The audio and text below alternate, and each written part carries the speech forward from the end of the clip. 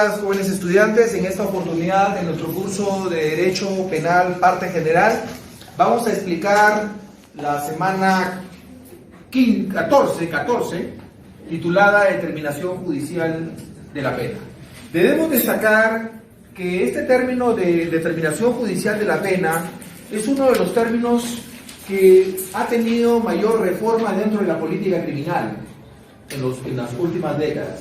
Hay que tener en cuenta también que esta determinación judicial de la pena se le conoce también como dosificación de la pena, aplicación de la pena u otros sinónimos.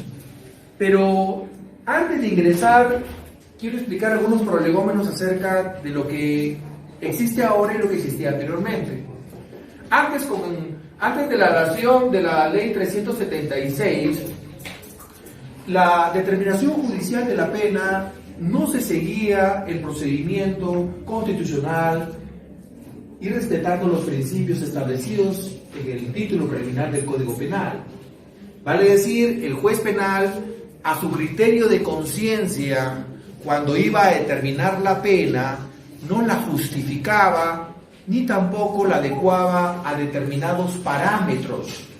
Vale decir, su argumentación era muy genérica, lo que violaba los principios de legalidad, de lesividad y de proporcionalidad, que como hemos estudiado, forman parte del título preliminar y que son, de acuerdo al artículo 9 del título preliminar, son de cumplimiento obligatorio, tanto para todos los delitos de la parte especial como de las leyes especiales.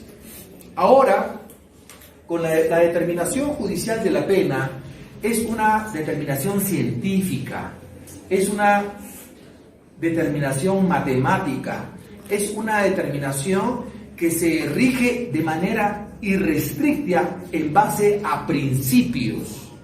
Estos principios que van a permitir, en este caso, al justiciable tener la confianza de que el juez le está aplicando una pena de acuerdo a su responsabilidad penal, de acuerdo a la teoría del delito, y que la teoría de la pena, que viene a ser la consecuencia jurídica del delito, se enmarca en un derecho penal constitucional, cosa que antes no ocurría.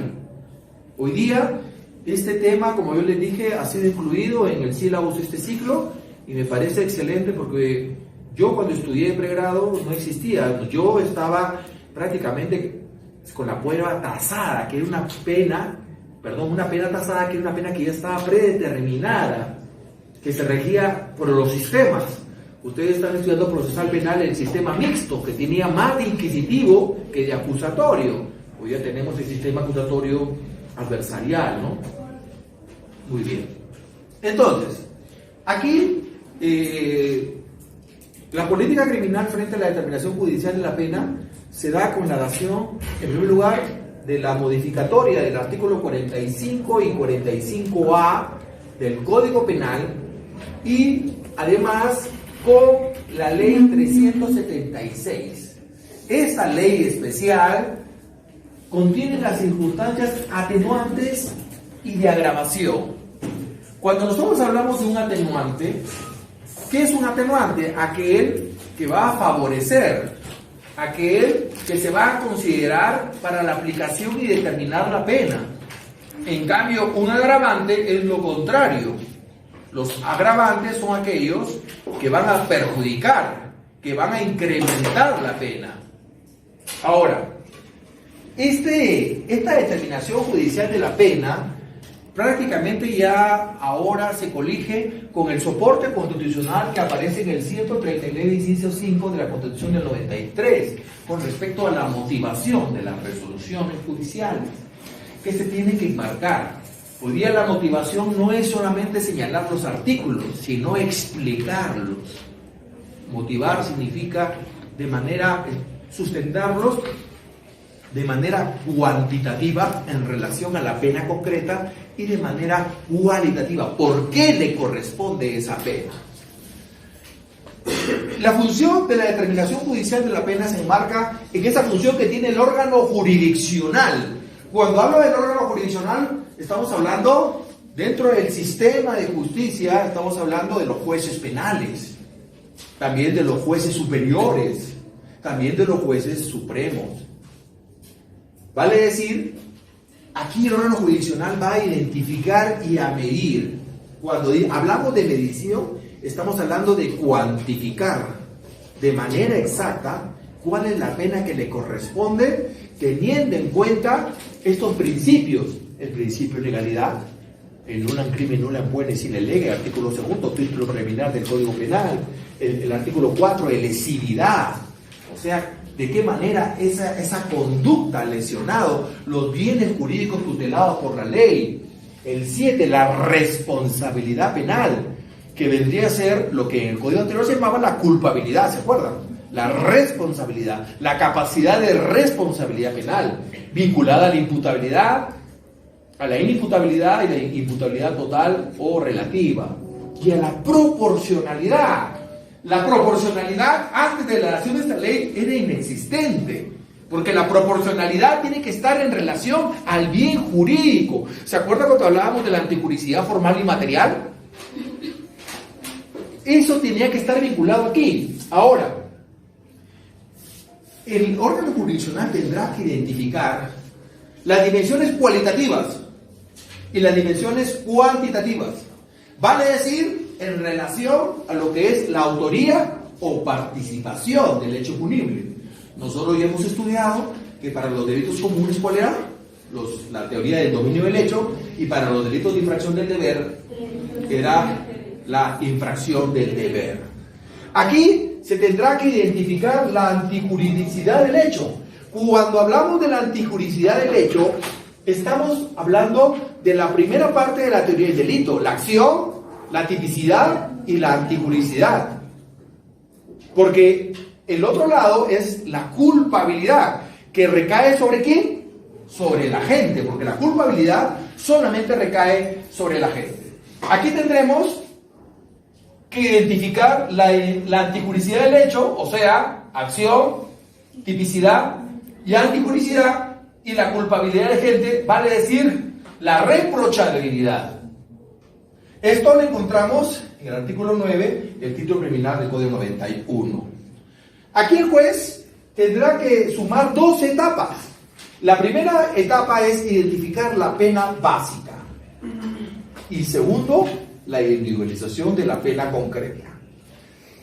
Miren, ¿se acuerdan en las primeras clases cuando estudiamos lo que eran las leyes penales completas, las leyes penales incompletas, las leyes penales en blanco, etcétera? Miren, aquí tiene mucha relación para identificar la pena básica.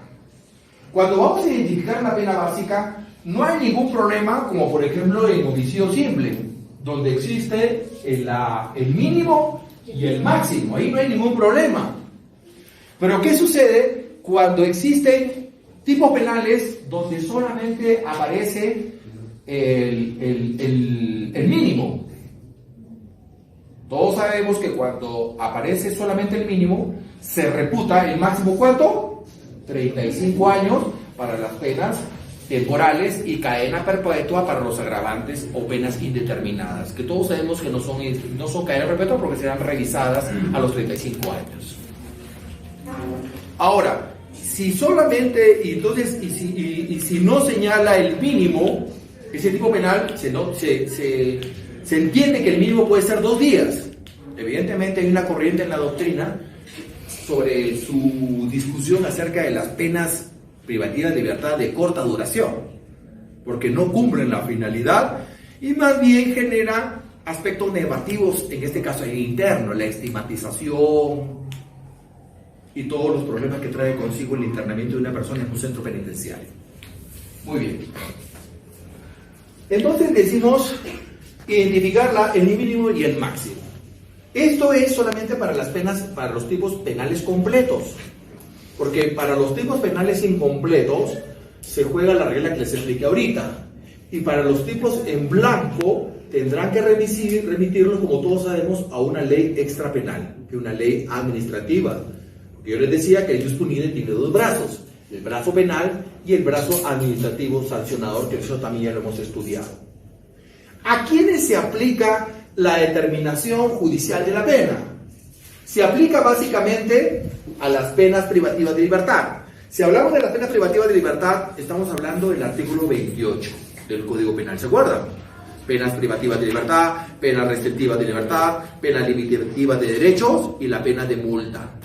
Esta determinación judicial de la pena se aplica para penas privativas de libertad, para las penas de multa y para las penas de inhabilitación, tanto delitos como faltas. Estamos hablando libro segundo y libro tercero.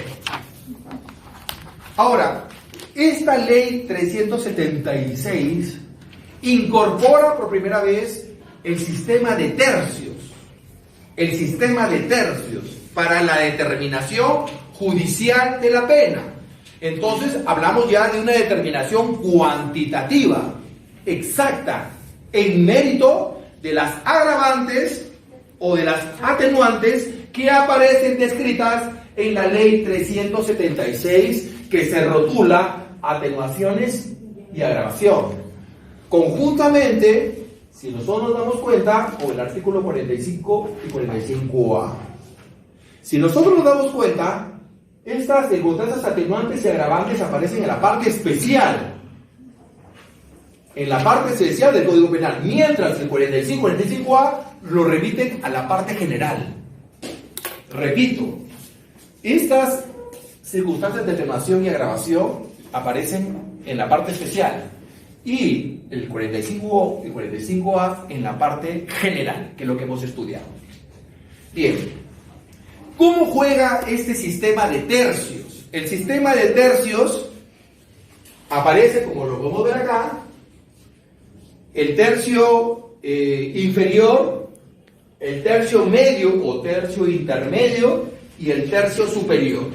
Repito, nosotros hemos puesto el ejemplo de una ley penal completa para hacerlo más ilustrativo, pero también podría ser aplicable para una ley penal incompleta, o para una ley penal en blanco, para un delito, o también una multa, o una inhabilitación. Para todos juega el mismo procedimiento cuantitativo, que es el de tercios, ¿correcto?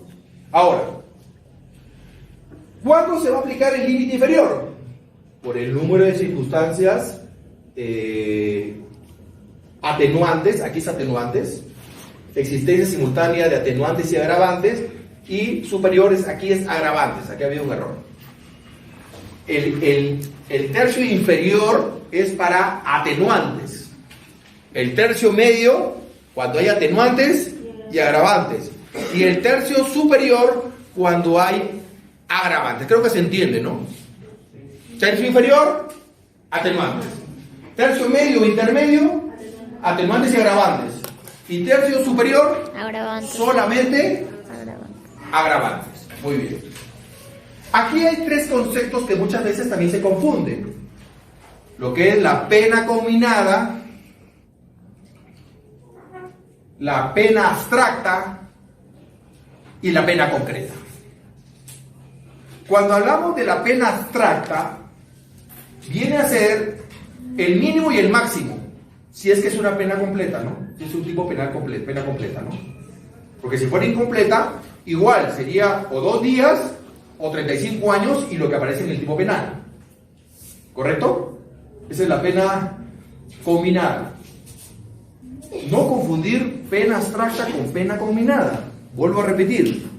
La pena abstracta es la que establece el mínimo y el máximo. Es lo que se le llama escala punitiva abstracta. La pena combinada no necesariamente es el mínimo y el máximo, porque ¿qué pasaría si no aparece en el tipo penal ni el mínimo ni el máximo? Ya sabemos que se reputa o 2 días o 35 años. ¿Me dejo entender? Esa es la pena combinada. Muchos autores lo ponen como sinónimos. Aparentemente, en algunos casos podrían ser iguales, pero no siempre. Si aparece el mínimo y el máximo en una ley penal completa, será una pena abstracta y también será una pena combinada, ¿no? Pero ¿qué pasa si falta o no señala ni el mínimo ni el máximo? Entonces ahí viene la diferencia entre pena abstracta y pena combinada. Y sí. En el caso de la pena abstracta, en el código habla de mínimo 2 días y máximo 35 años. Claro. No, es que es que eso se va a aplicar supletoriamente cuando hay una ley penal incompleta. Claro, porque si está completa, no hay ningún problema. Si, por ejemplo, aquí la pena abstracta y la pena combinada es la misma. Pero ¿qué pasaría si diría no menor de 15 años? Tendríamos que aplicar que el máximo es 35 años. Entonces ahí sería una pena combinada. ¿Entendieron? No siempre la pena abstracta con la pena, en este caso es igual, pero no siempre. Si yo les pongo en el caso, de ejemplo, un tipo penal incompleto, y ustedes para hacer esta fórmula van a decir, porque me falta. Entonces, si dice menor de 15, ¿cuál es el máximo? Si no menor de 15, ¿cuál es el máximo? Ustedes van a jugar con 35, o sea que van a poner 15 y acá van a poner 35. ¿Me dejo entender? Y si es al revés, aquí me pondrán 2 días y aquí me pondrán 10 años, según sea el tipo penal. ¿Se dan cuenta? Por eso yo les decía a jóvenes que por favor se concentren. Bien, ahora acá. Hemos dicho lo de los tercios. Lo de los tercios lo tienen que tener ya en su cabeza. Tercio inferior es atenuantes. Para que se entienda mejor, vamos a ir a los extremos, ¿ya? Tercio inferior es atenuantes. Tercio superior y tercio intermedio medio, atenuantes y ahora. Creo que ahí tiene más lógica. ¿Ok? Ahora, esto está basada en la pena combinada. ¿Por qué no digo la pena abstracta? Porque la pena abstracta es genérica, de acuerdo al mínimo y al máximo incompleta, pero la pena combinada es la que cada tipo penal se le va a aplicar al caso concreto, la pena combinada. La pena combinada es al caso concreto. Y cuando hablamos de la pena concreta, es lo que al finalizar este procedimiento, el juez penal va a aplicar al caso concreto. Esa es la pena concreta. Vale decir, la que se le va a leer en la lectura de sentencia, ¿correcto? Esa es la pena concreta. Luego de haber evaluado por tercios, tercio inferior, tercio superior y tercio medio o tercio intermedio. Muy bien. Ahora, aquí hemos dicho que recordemos que el Código Penal tiene una escasa y dispersa normatividad penal, sobre todo en las leyes especiales y las modificatorias que nuestro Código Penal semana a semana tiene, habiendo traído consigo la pérdida de la sistemática del Código Penal respecto a diferentes conductas delictivas. Entonces, nosotros sabemos que en la teoría de la pena, ¿se acuerdan cuando estudiamos? Se aplicaba la teoría ecléctica, donde era primero la absoluta, la relativa y la ecléctica, ¿no? Que ¿se acuerdan que se centraba en el artículo 9, ¿no? ¿Se acuerdan? En el artículo 2, el 7 y el 8. ¿Se acuerdan que esa fue una pregunta del examen? Aquí, el juez tiene la obligación jurisdiccional de aplicar y adecuar las decisiones de penalidad, respetando de manera irrestricta el principio de legalidad, el principio de responsabilidad penal, proporcionalidad y también el principio de humanidad de las penas. Todos estos principios, para que puedan ser aplicados, se tienen que motivar. ¿Qué significa motivar? Sustentarlo. No solamente señalar los artículos, sino de qué manera. Por ejemplo, el principio de humanidad es el que se está aplicando para poder aplicar el tercio mínimo por debajo del mínimo legal. El principio de humanidad es válido siempre y cuando hay un acuerdo plenario al respecto, siempre y cuando sea sustentado. Muy bien. Aquí, dentro de la ley 376, vamos a encontrar lo que es los atenuantes privilegiados y los agravantes cualificados. Que esto tiene que ver para poder deducir lo que es el tercio inferior, el tercio superior y el tercio medio. Vamos a encontrar como un atenuante privilegiada la tentativa. La tentativa, como todos sabemos, en nuestro Código Penal hay 3 tipos de tentativas, ¿se acuerdan? Acabada, inacabada, el desistimiento, ¿no? Ahora, por ejemplo, en el caso, acá, tercios, ¿correcto? El tipo penal de homicidio simple dice el que mata a otro, ¿correcto? El verbo, el que mata. No dice el que casi mata. Por lo tanto, en el grado de tentativa, si nosotros ubicamos en los 3 tercios, Como solamente se quedó en el grado de tentativa, esta persona será pasible una pena por debajo del mínimo, o sea, acá. A él no se le puede aplicar esto o esto o esto, sino acá. O sea, por debajo del mínimo de 6 años.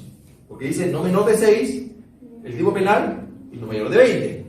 Como es tentativa, a él le van a poner la pena. Si ustedes recordemos que en nuestro sistema dice en la tentativa se atenuará la pena prudencialmente, no sé si recordarán.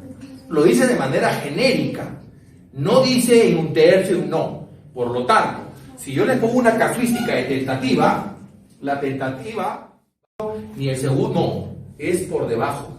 Porque los verbos rectores de los tipos penales dice el que mata, ¿no? No dice el que casi. ¿Se acuerdan?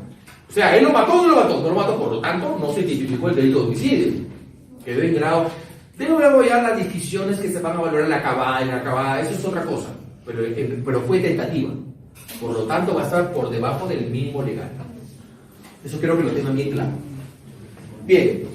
Luego viene la responsabilidad restringida. ¿Se acuerdan la responsabilidad restringida? Los mayores de 18, menores de 21 y mayores de 65 años, ¿no? Y se acuerdan el segundo párrafo, grupo de delito, donde no procede. Homicidio calificado. Ayer leí un artículo que decía que el feminicidio debería considerarse en el segundo párrafo también, porque no está.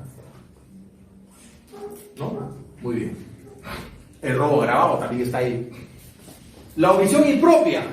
¿Se acuerdan la omisión impropia? Aquel que tiene el deber de garante, ¿no? El enfermero. Yo les decía que la semana pasada hubo una casación respecto de omisión impropia a la madre en el delito de violación sexual. A la mamá la habían denunciado por el delito de omisión impropia en el delito de violación de menores, por no haber cuidado a su hija de 10 años. A ella la denunciaron por el delito de omisión impropia, porque ¿quién la cuida? Una niña, ¿quién la cuida? Una niña de su madre, ¿no? No había tenido el cuidado. Entonces a ella la habían denunciado por el delito de omisión impropia. Es una casación. Luego tiene la complicidad secundaria. Como todos sabemos, la complicidad secundaria puede existir o no puede existir. No necesariamente. La complicidad secundaria responde a la participación, ¿verdad? Junto con complicidad primaria y también con instigador, que es el título de participación delictiva.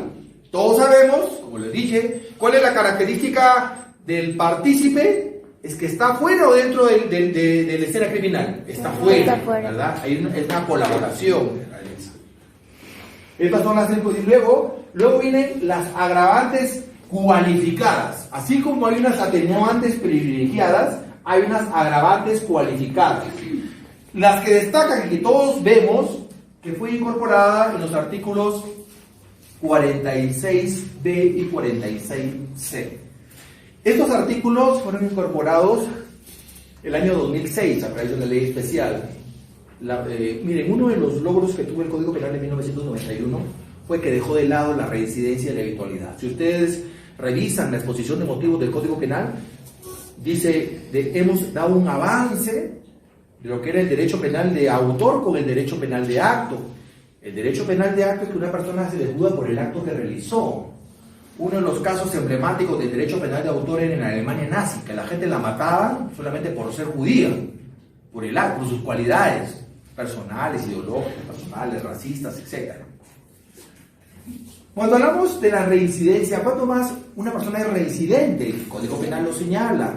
Dice que cuando todo de parte a vivir se cumplió el agente su pena y cometa otro delito dentro de los 5 años, se convierte en un reincidente. Y cuando hablamos de la habitualidad, es cuando la gente, cuando todo parte, haya cometido 3 delitos en un plazo que no exceda los 5 años, es una persona habitual. Lamentablemente, en nuestra realidad criminógena, en los índices de criminometría, en los diversos tipos penales, encontramos personas que tanto tienen la categoría de reincidentes o habituales. Allí, por ejemplo, hay un incremento, hay un agravante con respecto al tercio superior, porque estamos hablando, o también podría ser al tercio medio.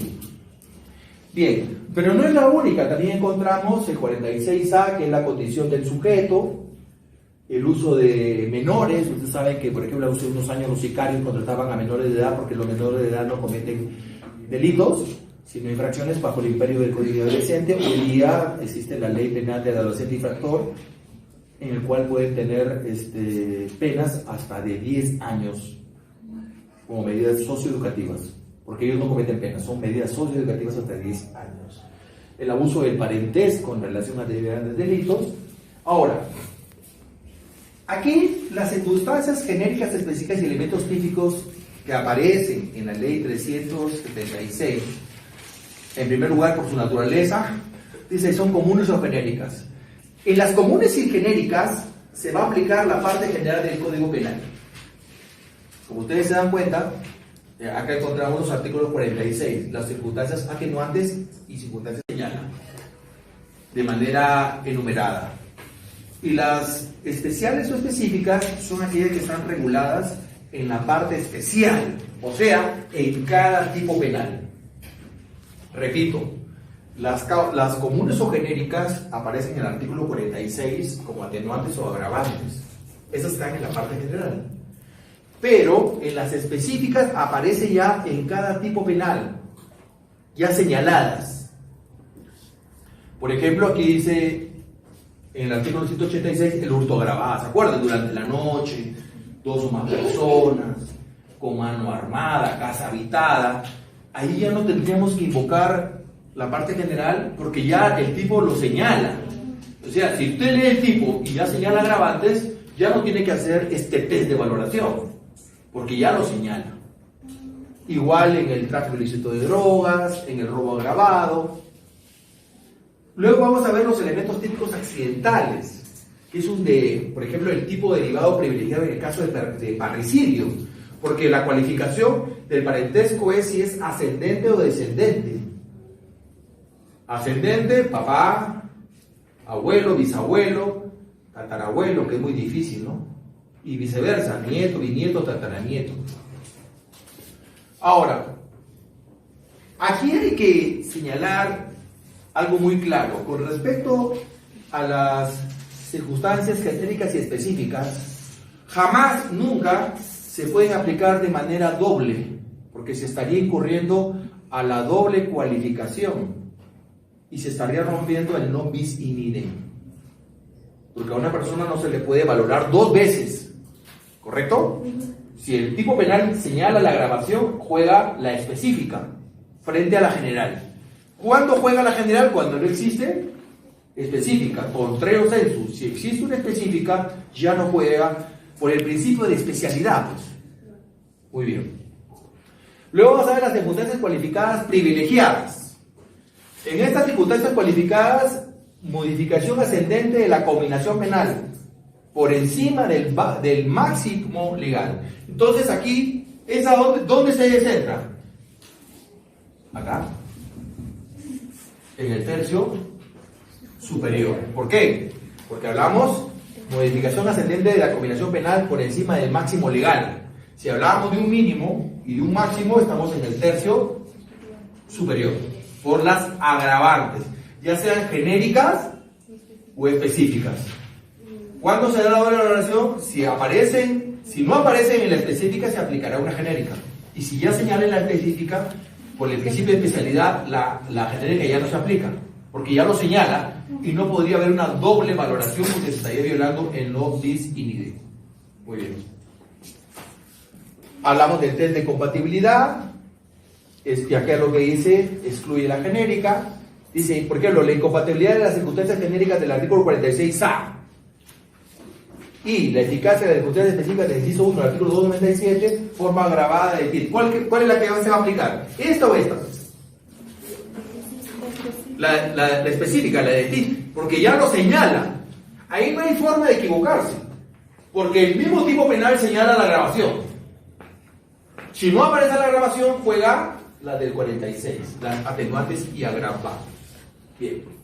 Ahora, luego de haber explicado todo esto con respecto, entonces, en síntesis, de esta primera parte, antes para pasar a la casuística, para la determinación judicial de la pena, o también llamada dosificación de la pena, aplicación de la pena, determinación de la pena, el juzgador hoy día tiene que aplicar lo preceptuado en la parte general, lo que aparece en el 46, en el artículo 45, 45A y en el artículo 46, donde específicamente habla de las atenuantes y agravantes genéricas, y paralelamente tiene otro documento que es la ley 376, donde enumera y explica este tipo de atenuantes o agravantes, destacando las atenuantes privilegiadas.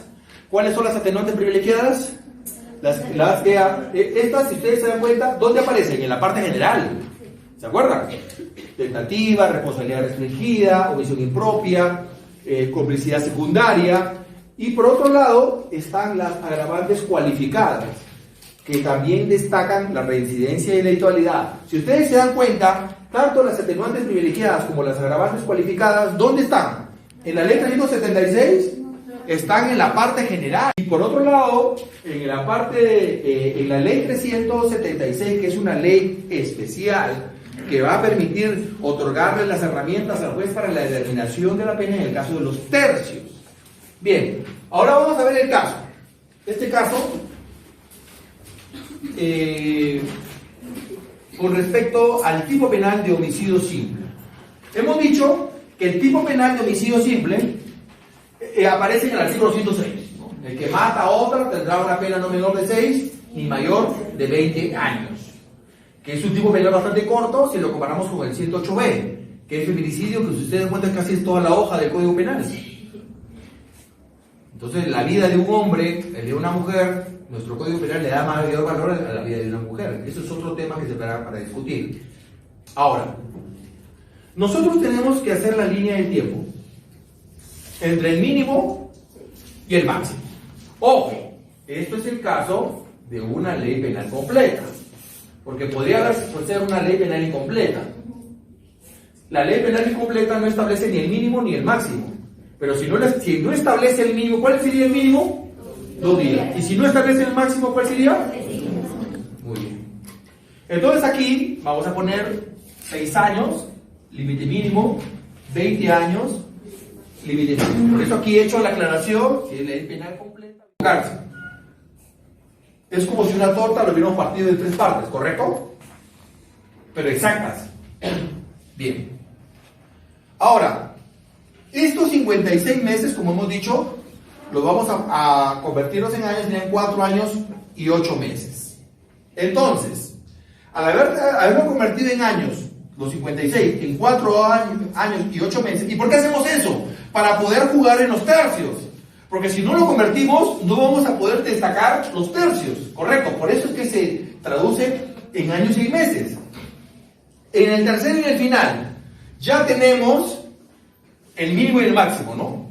Ahora acá, el mínimo que es 6 años y 20 años, que sigue siendo lo mismo. Entonces, al mínimo que 6 años se le va a sumar el tercio, que es 4 años y 8 meses. Entonces, ¿cuánto va a ser el mínimo? 6 años, porque él comienza a 6 años, no menor de 6 años. Y el máximo va a ser 6 años, se le suman los 4 años y 8 meses, sería 10 años y 8 meses, ¿correcto? En el tercio medio e intermedio, que es el límite inferior, se le va a sumar nuevamente los 4 años y 8 meses. Y entonces el mínimo sería 10 años y 8 meses más los 4 años y 8 meses. ¿Cuál será el máximo del tercio medio? 15 años y 4 meses. En el tercio superior, el mínimo será lo que salió acá, el extremo del intermedio, 15 años y 4 meses, y el máximo, o sea, más 4 años y 8 meses, sería el máximo de la pena combinada, que sería 20 años. Si ustedes se dan cuenta, coincide cuantitativamente los tercios. Entonces, de acuerdo a los atenuantes o agravantes, los atenuantes privilegiados o agravantes cualificados del caso concreto, se va a aplicar ya sea el tercio inferior, el tercio medio o intermedio o el tercio superior. Esto responderá al caso concreto, a la medida del caso, a la autoría de participación, a la antijuricidad, al injusto penal. Acción, tipicidad, antijuricidad y a la culpabilidad. Hoy día, con este procedimiento, los jueces penales tienen una herramienta muy importante para otorgar la pena exacta que le corresponde a un justiciable. Antes era criterio de conciencia, pero no valoraban a través de los tercios. Y probablemente a una persona que había cometido un homicidio en grado tentativa le daban 8 años, 9 años, cuando a él no le correspondía esa pena. Porque hemos dicho, cuando es en el grado de tentativa está por debajo del mínimo. Y por debajo del mínimo tendrá que tener atenuantes privilegiadas y tendrá que sustentar el juez, en este caso, los principios de humanidad de las penas, legalidad, proporcionalidad y lesividad. Con todo esto, jóvenes, es la forma como nuestros jueces penales en las 35 cortes del territorio nacional determinan la pena al caso concreto. Muchísimas gracias.